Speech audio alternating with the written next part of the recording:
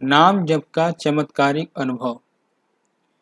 श्री स्वामी राम सुखदास जी महाराज के इस जो ये प्रवचन है, इस प्रवचन में राम नाम की वंदना का ही प्रकरण चल रहा है।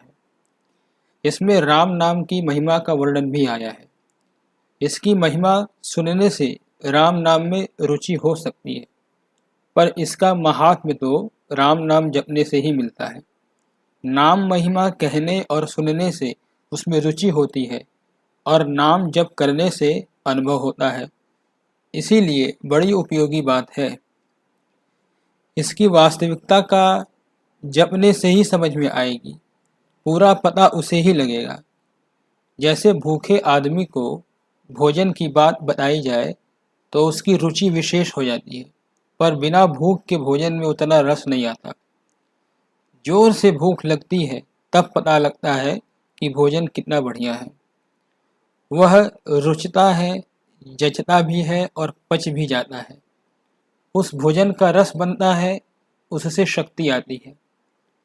ऐसे ही रुचि पूर्वक नाम का जप करने से ही नाम का महात्म्य समझ में आता है। इसीलिए ज्यों ज्यों अधिक नाम जपते हैं त्यों ही त्यों उसका विशेष लाभ होता है।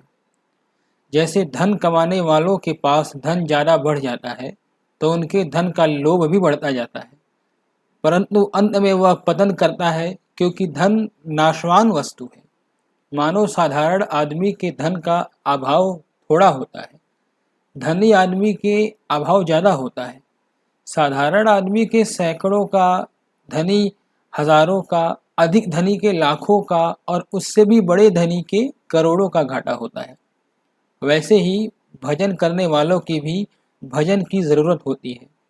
जो इसकी महिमा जानते हैं उन्हें बहुत बड़े अभाव का अनुभव होता है। हमारे भजन बहुत कम हुआ, परंतु जो लोग भजन नहीं करते हैं उन्हें पता ही नहीं, वे इसके महात्म्य को जानते ही नहीं हैं। परंतु वे ज्यों ही अपने में कमी समझते हैं त्यों ही भजन का महात्म्य समझ में आता है।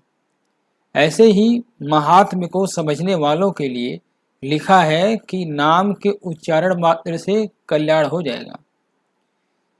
भगवन नाम कौमुदी नामक एक ग्रंथ है, उसमें बड़े शास्त्रार्थ दृष्टि से विवेचना की गई है। नाम का उच्चारण करने वाले नाम के पात्र माने गए हैं। जैसे गजेंद्र ने आर्त होकर भगवान का नाम लिया तो भगवान प्रत्यक्ष प्रकट हो गए। आर्त होकर जो नाम लिया जाता है उसका बहुत जल्दी महत्व दिखता है। ऐसे ही भावपूर्वक नाम लिया जाता है, उसका विलक्षण ही असर होता है। जिन गोपियाओं के हृदय में भगवान का प्रेम है वे उनका नाम सुनने से ही पागल हो जाती हैं। पता नहीं कि भगवान स्वयं में मैं कौन हूँ, कहाँ हूँ, ऐसे ही भगवान नाम में भी ऐसी दशा हो जाती है। कल्याण के भूतपूर्व संपादक भाई श्री हनुमान प्रसाद जी पोद्दार की नाम निष्ठा अच्छी थी। कल्याण शुरू नहीं हुआ था, उस समय की बात है। किसी ने कह दिया राम नाम लेने से क्या होता है, तो उन्होंने कहा कल्याण हो जाता है। उसने कहा अर्थ समझे बिना कैसे? राम नाम अंग्रेजी में मेढ़ा और भेड़ा का भी है। तब उन्होंने जोश में आकर कह दिया कि राम नाम से कल्याण होता है। ऐसे जोश में आकर कहने से उन्हें 8 पहर तक होश ही नहीं आया। खाना पीना, मलमूत्र, पेशाब सब बंद। इस बात से उनकी माँ जी बड़ी दुखी हुई कि हनुमान के क्या हो गया, यानी भाई जी को क्या हो गया। ऐसे जो भगवान का नाम लेता है उसमें बहुत विलक्षण बात आ जाती है, और यह सच्ची घटना है। इस घटना के भी गवाह आज भी कुछ लोग अभी जीवित है उस जमाने के, जिनके सामने ये घटना हुई थी। तो जिसकी नाम में रुचि होती है उसे पता लगता है कि नाम की महिमा क्या होती है। दूसरे को क्या पता नाम क्या चीज़ है। हर एक आदमी क्या समझे, नाम में रुचि ज़्यादा होती है जप करने से, भजन करने से और उसमें तल्लीनता होने से। संत महात्माओं की वाणी में जो बातें हैं वे विलक्षण बातें हैं, स्वयं अनुभव में आने लगती हैं। संतों ने अलग अलग स्थानों पर अपना अलग अलग अनुभव लिखा है। एक बहन थी, उसने अपने नाम जप की ऐसी बातें बताई जो संतों की वाणी में भी नहीं मिलती थी। उसने कहा कि नाम जपते जपते सब शरीर में ठंडक पहुंच जाती है, सारे शरीर में ठंडा ठंडा झरना बहता है तथा एक प्रकार के मिठास और आनंद की प्राप्ति होती है। मैंने संतों की वाणी पढ़ी है पर ऐसा वर्णन नहीं आता जैसा उस बहन ने अपना अनुभव बताया था। ऐसे ऐसे अलौकिक चमत्कार संत महात्माओं ने थोड़े थोड़े ही लिखे हैं। वे कहाँ तक लिखें, जो अनुभव होता है वो वर्णन करने में आता ही नहीं है, वे खुद ही जानते हैं। जैसे नारद भक्ति सूत्र में नारद जी ने बताया है भक्ति के बारे में, मुंह का स्वादनवत, कोई गूंगा हो उसको कोई बहुत अच्छी चीज खिला दी जाए, कोई मिठाई आदि खिला दी जाए तो वह गूंगा उसका स्वाद नहीं बता पाता है, वह कहने में नहीं आता है। तो आप इसमें लग जाएं।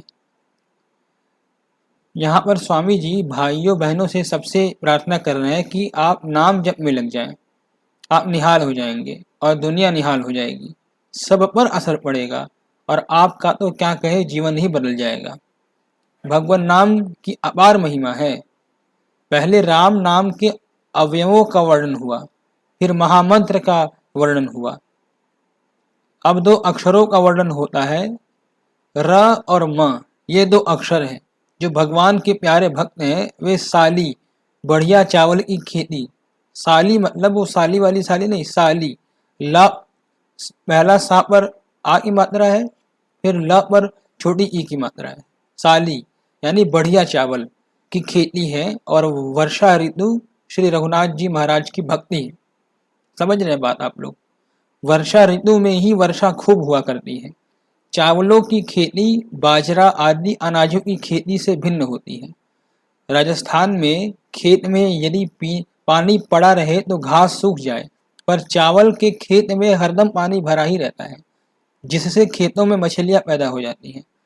साली के चावल बढ़िया होते हैं। चावल जितने बढ़िया होते हैं उतना ही पानी ज़्यादा मांगते हैं, उनको पानी हरदम चाहिए। रा और म ये 2 श्रेष्ठ वर्ण हैं। ऐसे ही श्रावण और भाद्रपद इन 2 मासों की वर्षा ऋतु कही जाती है। श्रेष्ठ भक्त के यहाँ राम नाम रूपी वर्षा की झड़ी लगी रहती है। और गोस्वामी जी महाराज तो कहते ही हैं बालकांड में और उस दोहे में कि आखर मधुर मनोहर दो, बरन बिलोचन जन जिय जो। मानस बालकांड 20:1 दोहा। ये 2 अक्षर मधुर और मनोहर हैं। मधुर कहने का मतलब है कि रसना में रस मिलता है। मनोहर कहने का तात्पर्य है कि मन को अपनी ओर खींच लेता है। जिन्होंने राम नाम का जप किया है उनको इसका पता लगता है और आदमी नहीं जानते हैं। विलक्षण बात है कि राम राम करते करते मुख में मिठास पैदा होता है। जैसे बढ़िया दूध हो और उसमें मिश्री पीस कर मिला दी जाए तो वह कैसा मीठा होता है, उससे भी ज़्यादा मीठा इसमें आने लगता है। राम नाम में लग जाते हैं तो फिर इसमें अद्भुत रस आने लगता है।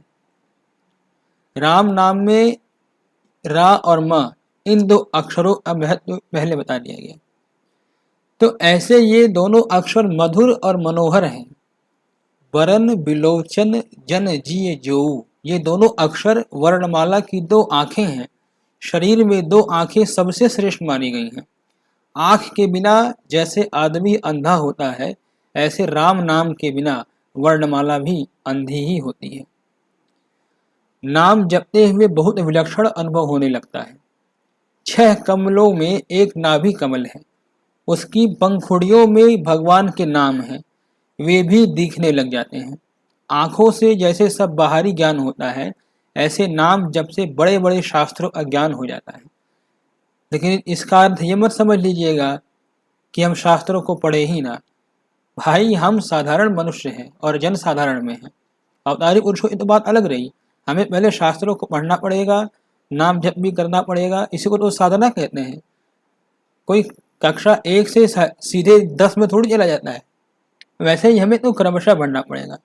ये सारी बातें नाम जप के संबंध में कही जा रही है, कोई चमत्कारिक बातें इसको मत समझिएगा। जिन संतों ने पढ़ाई नहीं की है, शास्त्र नहीं पढ़े, वेद नहीं पढ़े, उनकी वाणी में भी वेदों की ऋचाएँ आती हैं। वेदों जैसा लिखा है वैसी बातें उनकी सखियों में, वाणियों में। वेदों अज्ञान उनको कैसे हो गया? राम नाम महाराज से हो गया। राम नाम महाराज सब अक्षरों की आँख हैं, आँखों से देखने लग जाता है और विचित्र बातें देखने लग जाती हैं। धन्यवाद। समाप्त।